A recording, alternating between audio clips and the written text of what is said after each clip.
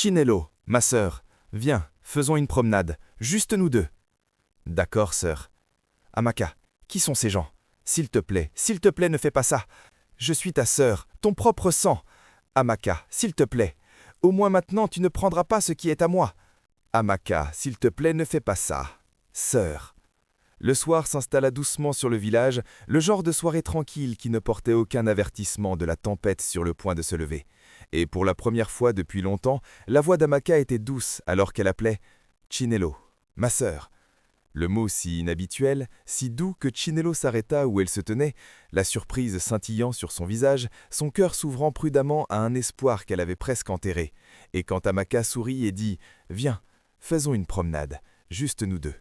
Chinelo hésita, scrutant les yeux de sa sœur pour la dureté familière, mais n'en trouvant aucune, seulement une douceur qu'elle avait désirée.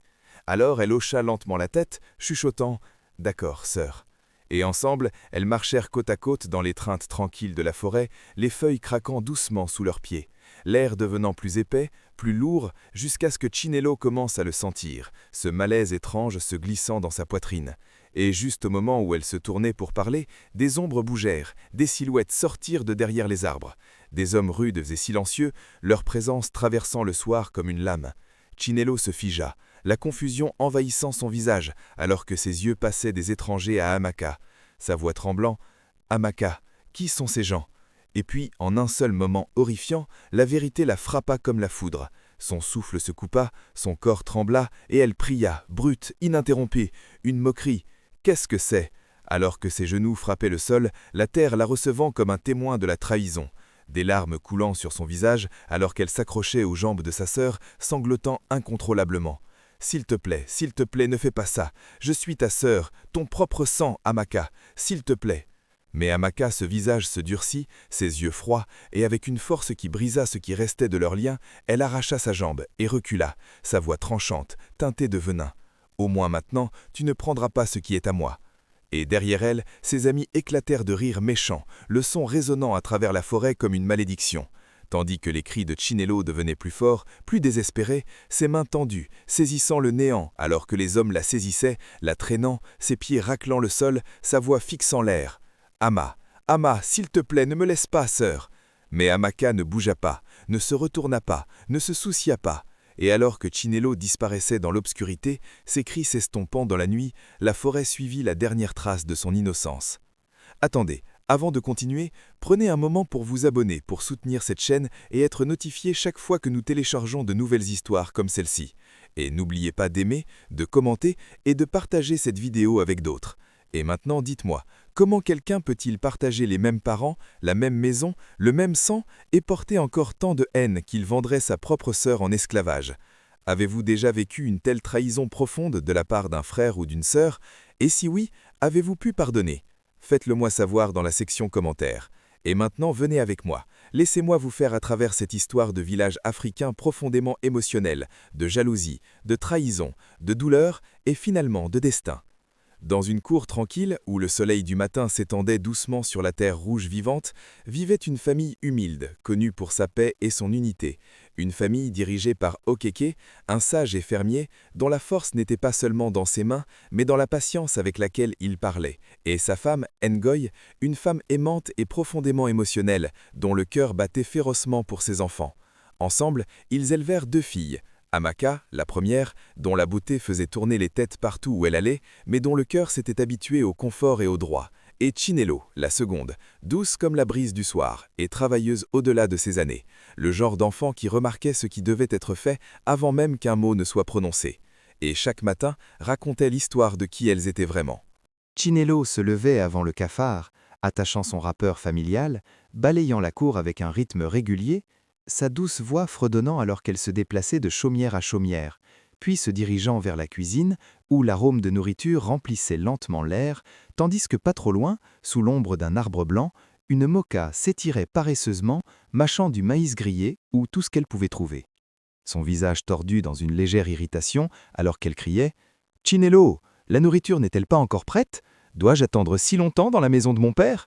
Et Chinelo, s'arrêtant brièvement avec un petit sourire, répondrait doucement « C'est presque prêt, sœur. Les bonnes choses prennent du temps », avant de retourner à son travail sans se plaindre. Et quand il était temps d'aller à la ferme, Oke portait ses outils, regardant en arrière pour voir Chinelo déjà à côté de lui, désireuse et prête, tandis que Moka développait soudainement une faiblesse mystérieuse. Plaçant le dos de sa main dramatiquement sur son front alors qu'elle gémissait, « Mama, je ne me sens pas bien aujourd'hui. Mon corps est chaud, je pense que j'ai de la fièvre. » Et Ngozi, inquiète, se rapprochait, la touchant légèrement. « Mais tu allais bien ce matin ?» Et Chinelo, passant derrière elle avec un fagot de bois de chauffage, se pencherait légèrement et chuchoterait sous son souffle avec un sourire joueur. Cette maladie ne vient que quand l'igname a besoin d'être récoltée, causant même à Oke de cacher un rire tranquille en secouant la tête.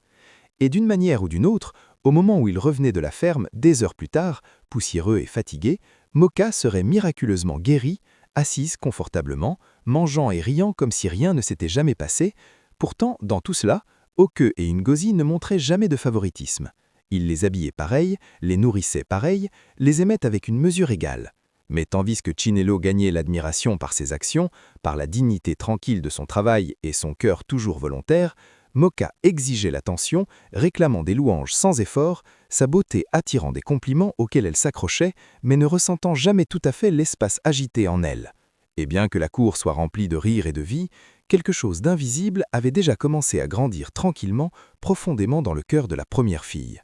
Amoka commença à remarquer les petites choses, les louanges tranquilles qui suivaient Chinelo partout où elle allait, la façon dont les villageois s'arrêtaient et disaient « Cette fille est une bénédiction pour ses parents » ou « Si seulement plus d'enfants étaient comme Chinelo ».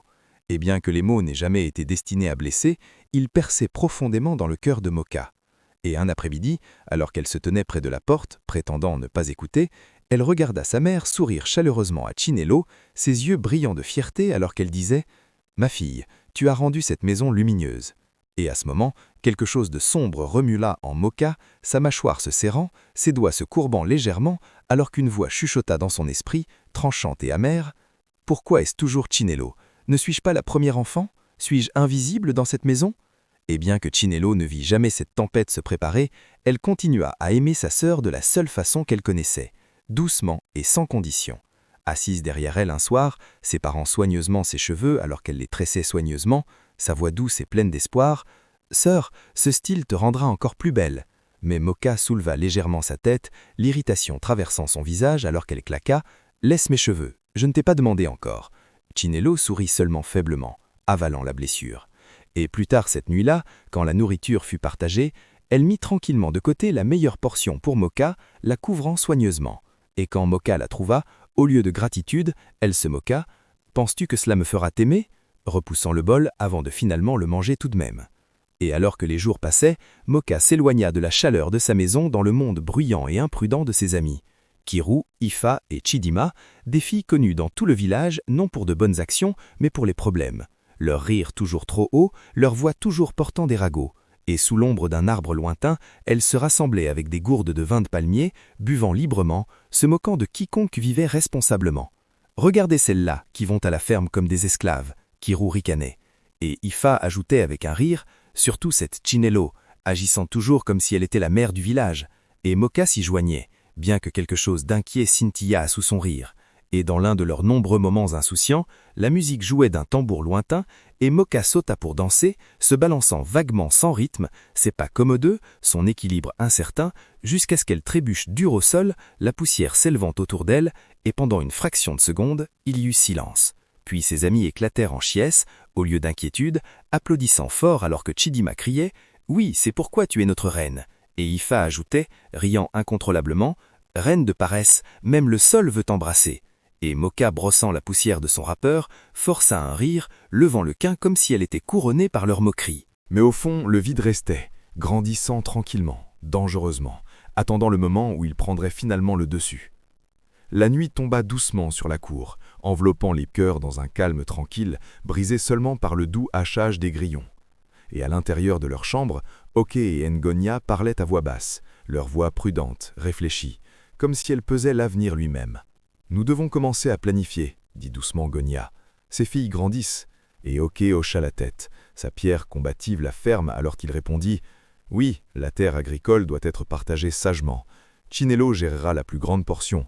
Elle comprend le travail, elle s'en occupera, et ce ne sera pas gaspillé. » Et bien que les mots aient été prononcés avec amour et raison, ils ne tombèrent pas sur des oreilles gentilles. car juste à l'extérieur du mur mince, Amoka se tenait figé, son souffle coupé, ses yeux larges, alors que chaque mot résonnait profondément dans sa poitrine. Le silence l'entoura, lourd et suffocant.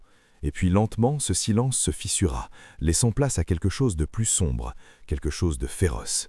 Son visage se serrant alors que la colère brûlait dans ses veines, ses poings se serrant alors que la pensée résonnait violemment. Dans son esprit, alors c'est vrai, tout est pour Chinelo. Et sans un autre moment, elle se retourna brusquement et sortit en trombe dans la nuit, ses pas rapides, imprudents, poussés par une rage qu'elle ne pouvait plus contenir, jusqu'à ce qu'elle atteigne le lieu de rassemblement familier où Kiru, Efina et Chidima étaient assises riant autour de vins de palme, leur voix forte contre l'obscurité tranquille.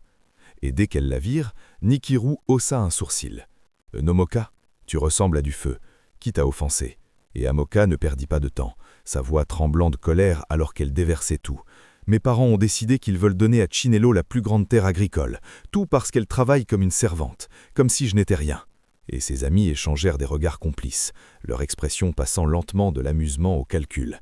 Et Kiru se pencha en avant, sa voix tombant tranchante et froide. « Alors, enlève-la. » Les mots suspendus dans l'air comme un chuchotement dangereux. Et pendant un moment, il y eut le silence, épais et incertain. Nomoka clignant des yeux, son souffle inégal alors qu'elle essayait de traiter ce qu'elle venait d'entendre. Mais avant que le doute ne puisse prendre racine, Efina parla à nouveau, plus sombre cette fois. Non, pas juste l'enlever, vends-la. Et le silence qui suivit fut plus lourd, plus profond, comme si même la nuit elle-même écoutait. Et puis Chidima ajouta tranquillement, il y a quelqu'un, un homme qui s'occupe de telles choses. Et des ombres de leur conversation émergea un nom prononcé avec à la fois prudence et familiarité. Okoro, un homme connu dans le village comme avenant, respectable, saluant toujours les anciens avec une révérence. Pourtant, sous cet extérieur tranquille, vivait une tromperie dont personne ne parlait ouvertement. Un trafiquant de marchandises, mais de personnes. Et le cœur d'Amokus battit fort dans sa poitrine, son esprit courant, sa conscience scintillant faiblement pendant un bref moment alors qu'elle hésitait, sa voix basse, incertaine. « C'est lui, ma propre sœur ?»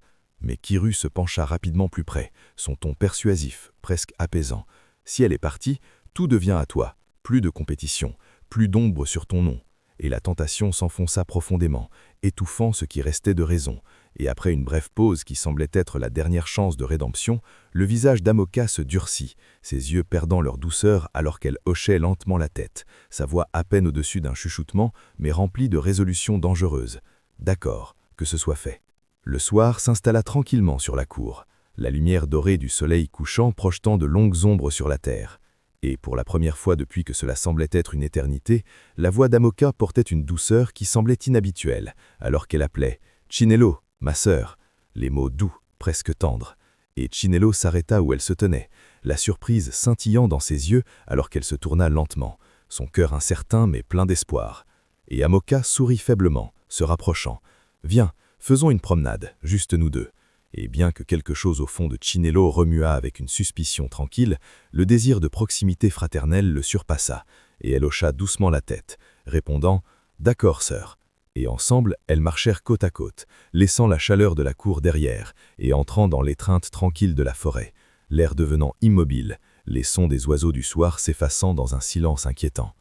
Et alors qu'elles avançaient plus profondément, les sourcils de Chinelo se froncirent légèrement, sa voix basse, prudente. « Amoka, où allons-nous » Mais avant qu'Amoka ne puisse répondre, les ombres bougèrent, et soudain, des hommes sortirent de derrière les arbres, leur présence abrupte et croide. Et Chinelo se figea, la confusion envahissant son visage, alors que ses yeux passaient des étrangers à sa sœur, sa voix tremblant. « Nomoka, qui sont ces gens ?» Et à ce moment, quelque chose changea, quelque chose se brisa alors que la vérité s'écrasait en elle, son souffle se coupant, son corps tremblant, et elle cria, sa voix rugissant de peur. « Nomoka, qu'est-ce que c'est ?» demanda ses yeux. Ses genoux cédèrent sous elle, trappant le sol hard, ses mains atteignant désespérément sa sœur alors que les larmes coulaient sur son visage. « S'il te plaît, ne fais pas ça. » « Je suis ta sœur. Une Omoka, ton propre sang. S'il te plaît. » Elle pleurait, s'accrochant fermement aux jambes d'Omoka, sa voix se brisant à chaque mot. Mais l'expression d'Omoka se durcit, ses yeux froids et distants alors qu'elle arracha sa jambe et recula, sa voix tranchante. « Finale, au moins maintenant tu ne prendras pas ce qui est à moi. » Et de derrière elle, le rire de nos amis s'éleva, cru et sans cœur, résonnant à travers les arbres alors que les cris de Chinelo devenaient plus forts, plus désespérés. Ses mains tendues, saisissant l'air vide alors que les hommes la saisissaient, la traînant contre sa volonté. Ses pieds raclant le sol, sa voix perçant le silence de la forêt. « Omoka, Omaka, s'il te plaît ne fais pas ça, sœur !» Mais Omoka ne bougea pas, ne se retourna pas, ne regarda pas en arrière. Et alors que Chinelo était tiré plus profondément dans l'obscurité, ses cris s'estompant lentement dans la nuit, la forêt se tint comme un témoin silencieux du moment où sa sœur devint une étrangère pour toujours. Amoka rentra à la maison avec un calme qui n'appartenait pas à la nuit. Ses pas réguliers, son visage illisible, comme si rien ne s'était passé, comme si la forêt n'avait pas juste avalé sa sœur au... Et à l'intérieur de la cour, Goï leva immédiatement les yeux, sa voix teintée d'inquiétude. « Une Omoka, où est Chinelo ?» Tandis qu'Oké se levait lentement d'où il était assis, ses yeux scrutant son visage pour des réponses, et Amoka haussa simplement les épaules, son ton insouciant, presque dédaigneux. « Comment devrais-je savoir? Peut-être qu'elle s'est enfuie avec un homme ?» Et avant que les mots ne puissent même se poser, un son tranchant traversa l'air alors que la main de Goï la frappait au visage, sa voix tremblant d'incrédulité et de colère. « Ne parle pas d'un tel mal de ta sœur !» Et le silence tomba lourdement pendant un moment, avant que la panique ne commence à monter comme une tempête. Et sans perdre de temps, Oké attrapa la lanterne, sa voix trouvée mais tendue. « Nous devons la trouver. » Et bientôt, la nuit fut brisée par des lumières vacillantes alors qu'il se déplaçait dans l'obscurité, appelant désespérément « Chinelo, Chinelo !» leur voix résonnant dans la distance vide, avalée par la forêt qui n'offrait aucune réponse. Encore et encore ils appelèrent, l'espoir s'accrochant faiblement à chaque cri, mais seul le silence répondit. Et alors que les heures s'étiraient, la voix d'Oké devint plus silencieuse. Il marcha plus lentement jusqu'à ce qu'il ne dise plus rien du tout, son visage lourd d'une peur qu'il ne pouvait exprimer. Tandis que la force de Mosi céda complètement, ses cris perçant la nuit, alors qu'elle pleurait ouvertement. « Ma fille, où es-tu » son corps tremblant alors que le chagrin commençait à prendre le dessus. Et au milieu de la recherche croissante, une silhouette familière apparut. Okoro, le marchand d'esclaves, son visage arrangé dans une inquiétude pratiquée, alors qu'il les rejoignait, secouant tristement la tête. « C'est terrible, Chinelo est une bonne fille, nous devons la trouver. » Sa voix convaincante, sa présence rassurante. Pourtant cachée en dessous se trouvait la vérité que seuls les yeux observateurs pouvaient voir. Le même homme qui se tenait à côté d'eux maintenant était celui qui l'avait emmené. Et tandis que le village cherchait avec des cœurs lourds, un autre rassemblement eut lieu loin des lumières de lanterne. Caché dans les ombres, où le rire remplaça le chagrin, Amoka était assise avec Neru, Efama et Chidima, un petit paquet d'argent entre elles, leur visage éclairé non par l'inquiétude, mais par la satisfaction alors qu'elles commençaient à le diviser. « Celui-ci est à moi, » dit rapidement Neru, tirant une portion vers elle. « Et si tu fronçais les yeux, pourquoi le tien est-il plus grand? Pourquoi ?» Chidima se pencha, en comptant soigneusement. « Nous convenons de partager également. » Et Amoka les regardant, ajouta froidement « Assurez-vous que personne ne me triche. » Et pendant un moment, la tension monta, jusqu'à ce qu'une d'elles prenne une note, la renifle dramatiquement, et dise avec un sourire tordu « Cet argent sent la culpabilité. » Et il y eut une brève pause, avant que les autres n'éclatent de rire, forts et insouciants, leur voix résonnant dans la nuit, noyant les cris lointains d'une mère cherchant toujours son enfant disparu. Au moment où elles arrivèrent à la maison d'esclaves, les chevaliers avaient de suite avalé chaque chemin familier que Chinelo avait jamais connu. Et quand le bandeau fut finalement retiré, ses yeux luttèrent à s'adapter à un endroit qui semblait à la fois étrange et suffocant. Une cour plus grande que toutes celles qu'elle avait vues, mais plus croide, plus vide en esprit. Et devant elle se trouvaient les gens qui détenaient maintenant son destin. Le maître Ani, un homme dont la présence portait l'autorité, sans chaleur, son yeux aiguisé et calculateur, sa femme, Obia à côté de lui, son regard également ferme, et pas loin d'eux se trouvait leur fils, Obina, silencieux, observateur, son expression illisible alors qu'il regardait une garcesse brisée devant lui. Et sans un mot de réconfort, Chinelo fut retourné, examiné, ses bras levés, son visage étudié, comme s'il n'était rien d'autre qu'un objet apporté pour l'achat. Et Obia hocha légèrement la tête, disant « Elle est forte, celle-ci sera utile », tandis qu'Azani ajouta calmement « Bien, nous la prendrons ». Et juste comme ça, son humanité fut réduite à un seul pourquoi. Et quand le traître partit, emmenant avec lui le dernier fil de sa vie d'avant, la force de Chinelo finalement céda. Elle s'effondra sur le sol, son corps tremblant alors que les larmes coulaient sans fin, sa voix se brisant sous le poids de la douleur. « Ma mère, mon père, pourquoi ?» pleura-t-elle dans l'air vide, ses sanglots seulement félissant le silence de la nouvelle cour. Et personne ne vint à la réconforter. Personne ne parla jusqu'à ce qu'une silhouette tranquille s'approche. Une autre esclave, Hadis. Son visage gagnait, mais ses yeux portant une tristesse connaissante, et elle s'accroupit à côté de Chinelo, sa voix basse, presque douce, mais lourde de vérité.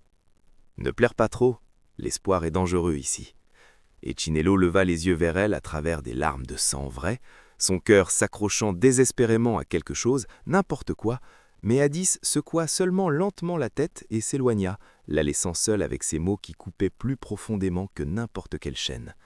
Et pendant longtemps, Chinelo pleura jusqu'à ce que les larmes commencent à sécher, jusqu'à ce que la douleur se pose en quelque chose de plus silencieux, plus lourd. Et lentement, elle leva la tête, sa respiration instable, mais ses yeux commençant à changer.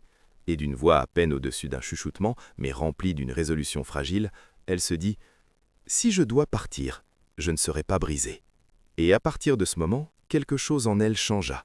Et quand le travail commença, Chinelo s'y lança avec une force qui surprit même ceux qui la regardaient, se levant avant les autres, bougeant plus vite, travaillant plus dur, ses mains se souvenant de chaque leçon que son père lui avait jamais enseignée. Et alors que cela se transforma en semaine, elle commença à remarquer les inefficacités dans la ferme, l'effort gaspillé, la désorganisation. Et tranquillement, soigneusement, elle commença à changer les choses, regroupant les tâches, enseignant aux autres des méthodes plus simples, leur montrant comment planter mieux, récolter plus vite, travailler plus intelligemment au lieu de plus dur. Et au début, ils résistèrent, mais quand ils virent les résultats, ils suivirent. Et lentement, la ferme se transforma, les rendements devenant plus grands, le travail devenant plus facile. Et ce qui prenait autrefois de longues heures prenait maintenant moins de temps avec de meilleurs résultats. Et même Yanni commença à remarquer, ses yeux se plissant avec intérêt alors qu'il observait les champs prospérer au-delà des attentes, ne sachant pas que la même fille qui était arrivée brisée et enchaînée était celle qui remodela silencieusement tout autour d'elle, refusant d'être détruite par la vie qui lui était imposée. Avec le temps, la tension qui pesait autrefois lourdement sur la ferme commença à s'adoucir, remplacée dans de petits moments par des rires qui semblaient presque interdits. Et parmi les esclaves, Chinelo devint une force tranquille qu'il respectait et sur laquelle il s'appuyait. Et un après-midi, alors qu'il marchait sous le soleil, l'un d'eux essuya la sueur de son visage et plaisanta fort « Oh, si Chinelo dit creuser, nous creusons vite vite, oh, avant qu'elle ne change d'avis !» Et un autre ajouta rapidement avec un sourire « Même l'igname la craint, il saute tout seul !» Et pour un bref moment, le rire ondula à travers eux, léger et authentique, et Chinelo, bien que fatigué, permit à un petit sourire de toucher ses lèvres, une douceur rare perçant à travers le poids qu'elle portait. Et pas loin d'eux, Obina se tenait, regardant, ses yeux suivant ses mouvements, non avec propriété, mais avec quelque chose de plus profond, quelque chose de réfléchi. Il vit sa force dans la façon dont elle travaillait sans se plaindre, sa gentillesse dans la façon dont elle guidait les autres, patiemment, ne levant jamais sa voix, n'humiliant jamais personne. Et quelque chose à propos d'elle le troubla d'une manière qu'il ne pouvait ignorer, et gagna. Il rassemblant son courage, il s'approcha alors que Chinelo marchait seul au bord de la ferme. Et au moment où elle le remarqua, son corps se raidit, la peur brillant dans ses yeux alors qu'elle laissa tomber ce qu'elle tenait et essaya de s'éloigner rapidement. Mais sa voix vint douce et urgente. « Attends, s'il te plaît, je ne veux pas de mal. » Et elle hésita, sa respiration inégale, ses yeux méfiants alors qu'elle gardait ses distances, prête à fuir à tout moment. Et Obina s'arrêta où il se tenait, levant légèrement sa main comme pour montrer la paix. Sa voix venue, sincère. « Je ne te ferai pas de mal, Chinelo. » Et entendre son nom sur ses lèvres la fit bégayer. Mais elle ne se rapprocha pas, sa voix tremblant. « Que veux-tu de moi ?»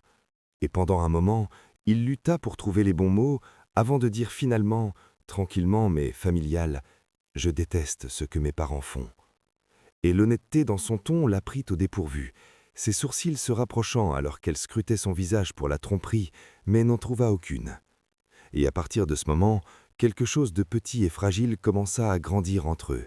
Pas la confiance, pas encore, mais une compréhension prudente. Et alors que les jours passaient, leurs interactions devinrent moins tendues. De brèves conversations partagées dans des coins tranquilles, des mots prudents échangés sous des yeux vigilants, jusqu'à un soir, alors que le soleil plongeait bas et que la ferme devenait immobile, Obina parla à nouveau, sa voix plus douce qu'avant. Tu es différente, forte même, après tout. » Et Chinelo détourna les yeux, sa voix basse, portant le poids de la douleur qu'elle ne pouvait cacher. « La force n'est pas un choix.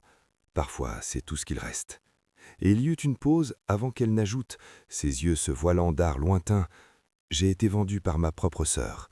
Dis-moi, Obina, comment puis-je faire à nouveau confiance ?»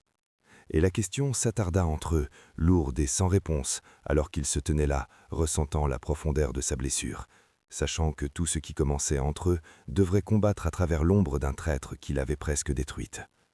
Obina ne pouvait plus porter le poids du silence, et jour après jour, il se tenait devant ses parents, sa voix ferme, ses yeux inébranlables, alors qu'il défiait la vie qu'ils avaient construite. « Père, c'est mal, disait-il, sa voix régulière mais remplie d'urgence. Ce sont des êtres humains, pas une propriété. » Et Azani fronçait les sourcils, sa voix basse avec autorité. « Tu parles comme un enfant qui ne comprend pas le monde. » Mais Obina refusa de reculer, se rapprochant. « Non, père, c'est toi qui refuses de voir. Les dieux regardent, et il y aura des conséquences pour cela. » Et Obia essaierait de le faire taire. « Assez, Obina, n'apporte pas de malheur sur cette maison. » Pourtant il persista, encore et encore, ces mots usant leur résistance comme l'eau contre la pierre. Jusqu'à un jour, après un long silence qui sembla s'étirer sans fin, Azani appela tout le monde ensemble, son visage illisible. Et les esclaves se rassemblèrent, incertains, peur et curiosité se mélangeant dans leurs yeux. Et puis il parla, sa voix forte et claire. « À partir d'aujourd'hui, vous êtes tous libres. » Et pendant un moment, personne ne bougea, personne ne respira, comme si les mots n'avaient pas encore trouvé de sens. Et puis ça se brisa, comme un barrage cédant. Des cris remplirent l'air, certains tombèrent à genoux dans l'incrédulité, d'autres pleurèrent ouvertement, le rire se mélangeant aux larmes, alors que la confusion se transformait en joie écrasante. Et Chinelon se tenait parmi eux, son cœur battant, ses yeux larges, alors que la réalité s'installait lentement sur elle. La liberté, quelque chose qu'elle avait presque cessé de croire. Et alors que le bruit s'adoucit, Ezani se tourna vers elle spécifiquement, son regard réfléchi. « Chinelo, tu as apporté un grand changement à cette ferme. » Et Obia hocha la tête, ajoutant « À cause de toi, nos récoltes se sont multipliées. » Et avant qu'elle ne puisse parler, il continua « Nous te donnons des terres et de la richesse en récompense. » Et le souffle de Chinelo se coupa, sa voix formant peine des mots « Merci, monsieur. » Et puis Obia échangea un regard avec son mari, avant de dire « Nous voyons aussi comment notre fils te regarde.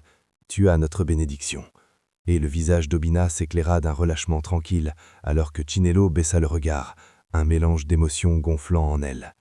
Et bien que le joie remplisse le moment, une vérité demeurait. Elle devait rentrer à la maison. Mais quand le voyage commença, la réalité présenta son propre défi.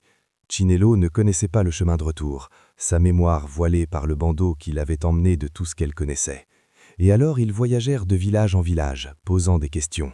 « S'il vous plaît, avez-vous entendu parler de cet endroit ?» Chinelo demanderait doucement, décrivant ce qu'elle pouvait se rappeler.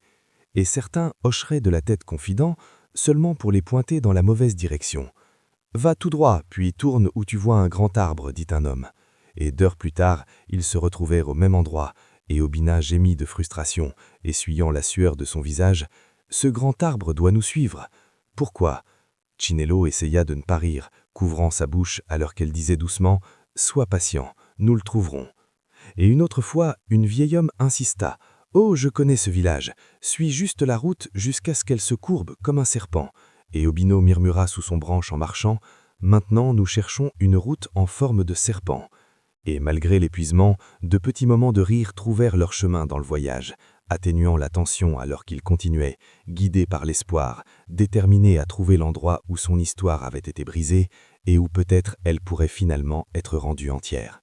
Au moment où la silhouette familière de Chinelo apparut au bord du village, des cris éclatèrent comme le tonnerre à travers la cour, les villageois se déversant de leur cœur, comme de larges bouches s'ouvraient dans l'incrédulité. « Chinelo, est-ce vraiment toi ?» Et ses parents trébuchèrent avant, les visages pâles, les voix tremblantes. « Notre fille, ça ne peut être pas !» Mais avant que la raison puisse s'installer, Chinelo se mit à courir, ses pieds touchant à peine la terre, et elle se jeta dans leurs abras, sanglotant, son corps tremblant de relâchement et de joie. Et Rosie s'effondra presque complètement, ses mains serrant Chinelo fermement, alors que les larmes coulaient sur son visage, sa voix briquée. « Mon enfant, ma chère enfant, tu es revenu. » Tandis qu'Okeke tomba sur un genou, la tête inclinée en gratitude, chuchotant de prières sous son branche. « Merci, ancêtre, merci de l'avoir ramené. » Et alors qu'ils s'accrochaient l'un à l'autre, l'air lourd d'émotion, Chinelo se retira finalement légèrement, sa voix tremblante mais féroce. « Mère, père, je dois vous dire, Amoka, elle m'a vendu, à l'aide d'un Komiaru, le marchand d'esclaves. Ils m'ont emmené. » Et le silence tomba, net et épais. Chaque villageois figé, alors que s'élargissant, la bouche s'ouvrant et se fermant sans mots. Et puis le chaos éclata comme une tempête. Des cris éclatants de chaque coin. « Quoi? Une Moka? Notre propre Ama !» Et Amoka, debout dans l'embrasure de la porte, se figea, son visage pâlissant. Ses lèvres s'écartèrent comme si des mots pouvaient venir, mais aucun ne vint. Et avant qu'elle ne puisse se ressaisir, de fortes mains saisirent ses bras, les villageois la traînant de la cour, ses protestations étouffées. « Je n'ai pas arrêté, je suis derrière elle !» Ses amis se vantèrent, désespérés de s'échapper. Mais les villageois étaient plus rapides, les attrapant par les épaules, les tirant vers le bas. Leur rire et leur confiance remplacés par la peur. Le village maintenant une salle d'audience, du jugement, chaque œil fixé sur la sœur qui avait trahi son propre sang. Tandis que Chinelo se tenait avec ses parents, les larmes toujours sur ses joues, le cœur toujours battant. Pourtant, à ce moment, elle ressentit un calme étrange. Le début de la justice, le poids de la trahison finalement mis à nu. Alors que la nouvelle du retour de Chinelo se répandait, la chasse à Okoro devint implacable. Et quand le marchand d'esclaves réalisa que les villageois se rapprochaient, il essaya de fuir, ses pieds battant la terre dans une fuite désespérée. Mais de fortes mains l'attrapèrent, le traînant à travers la poussière, ses cris résonnant « Non, vous ne pouvez pas me prendre, je suis un homme respecté !» Et les villageois l'ignorèrent, leur colère trop profonde, leur sens de la justice trop fort. Et bientôt il se tint tremblant devant le tribunal du village. Le roi Iguanu président, son visage solennel, les yeux aiguisés, sa voix portant le poids de la tradition et de la loi. « Okoro, tu es accusé de crimes contre notre peuple, de vendre nos enfants en esclavage. Qu'as-tu à dire pour ta défense ?» Et les mots d'Okoro vacillèrent. « J'ai fait ce pourquoi j'ai été payé. » Et le regard du roi ne vacilla pas. Le paiement n'efface pas le péché, ni ne t'absout de la punition. Et avec une ferme non, le verdict fut donné. Okoro serait emprisonné, sa liberté prise en paiement pour les vies qu'il avait détruites. Et d'autres qui l'avaient aidé furent punis selon leurs règles, leurs cris se mêlant au mama de la foule, un cœur de justice et de colère. Pourtant, au milieu de tout cela, tous les yeux se tournèrent vers une Moka, attendant la fureur de sa sœur, pour la voix qui condamnerait. Et puis Chinelo s'avança, sa poitrine se soulevant avec une résolution tranquille, sa voix claire mais venue « Je lui pardonne ». Et un silence tomba sur la foule, les villageois fixant, les bouches ouvertes, l'incrédulité écrite sur chaque visage, les murmures de choc roulant à travers eux comme des vagues. Les genoux d'Amoka fléchirent, ses mains volant vers son visage, les larmes coulant incontrôlablement alors qu'elle sanglotait. « Chinelo, ma sœur, pardonne-moi, je suis désolé, je suis tellement désolé. » Et Chinelo tendit la main, plaçant une main doucement sur son épaule, ses yeux doux mais fermes. « C'est fait, recommençons. » Et la foule, stupéfaite dans le silence, expira lentement, réalisant que la vraie force n'était pas dans la vengeance, mais dans la miséricorde, que la fille autrefois vendue en esclavage était revenue non seulement avec la liberté, mais avec un cœur assez puissant pour guérir même la plus profonde trahison. Le jour du mariage de Chinelo s'annonça lumineux et plein de vie. La cour vivante avec le rythme des tambours et l'odeur des ignames grillés. L'air épais de joie alors que les villageois se rassemblaient pour la grande célébration traditionnelle. Les femmes en rappeurs colorés dansaient, leurs pieds frappant en cadence avec les tambours. Les hommes chantaient des louanges et frappaient des mains. Et partout, le rire et la musique se mêlaient, remplissant l'espace d'une énergie qui semblait inarrêtable. Et Chinelo, rayonnante dans sa tenue, se déplaça gracieusement vers Obina, ses yeux brillants, ses mains stables alors qu'il prenait ses hyènes, leur cœur battant à l'unisson tandis que les anciens les bénissaient, chantant des prières pour la prospérité. Les enfants couraient à travers la foule, agitant des feuilles, et les voix s'élevaient dans une jubilation sans retenue. Longue vie à la brillée, longue vie aux mariés. Et au milieu de la célébration, Amoka regardait depuis le bord, son propre cœur lourd de regrets, le souvenir de sa trahison la rongeant même alors qu'elle souriait au bonheur de sa sœur. Et lentement, tranquillement, elle commença à changer, s'occupant du travail de la ferme, ses mains n'étant plus oisives, sa voix n'étant plus tranchante, apprenant l'humilité et la patience avec chaque tâche. Et quand elle finit par se marier, ses jours furent remplis de diligence et de care.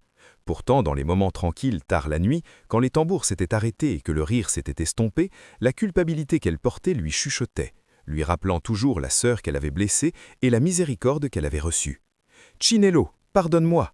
Comment puis-je me pardonner ?» elle murmurerait doucement. Et bien qu'elle ait construit une vie, sa joie était tempérée par le souvenir, une ombre qui ne la quittait jamais.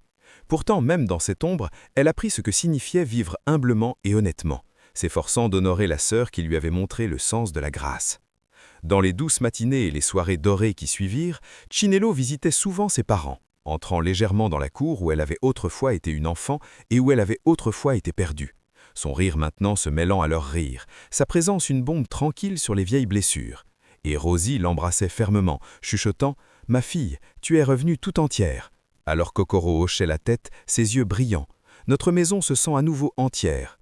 Et dans le milieu de ces moments, une Moka marchait à leur côté, ses mains occupées, son cœur apprenant le rythme de l'humilité, l'air rempli de chaleur, la ferme vivante de bavardage et de but. Et alors que Chinelo se reposa un moment sous l'arbre blanc, ses yeux doux répondaient « Alors que nous amenons l'histoire de Chinelo à sa fin, faisons une pause et réfléchissons aux puissantes leçons cachées dans son voyage. La vie nous place souvent dans des moments de trahison, de jalousie et d'épreuve, mais c'est dans la manière dont nous répondons que notre vrai caractère est révélé. Chinelo nous apprend que le travail acharné, la patience et la persévérance peuvent transformer même les circonstances les plus darques. Que sa résilience n'est pas de la facilité, mais de l'endurance de ce que les autres nous lancent et de se relever plus fort. Son pardon d'Amoka nous rappelle que la miséricorde est une force plus grande que la vengeance, que lâcher prise de la colère peut produire le tort et le malfaisant. Le regret d'Amoka montre que les choix ont des conséquences, mais que même les cœurs les plus égarés peuvent trouver la rédemption quand ils embrassent l'humilité et le changement. La morale est claire. La jalousie peut empoisonner les relations, la grive peut détruire la truiste, mais l'amour, le pardon et l'intégrité peuvent reconstruire ce que la haine tente de détruire. Que le courage et la grâce de Chinelo nous inspirent à travailler dur, à pardonner et à ne jamais perdre espoir, quel que soit à quel point la vie puisse paraître impossible. Son histoire est un témoignage de la vérité que même dans les nuits les plus darques, l'aube de la rédemption et de la joie est toujours possible.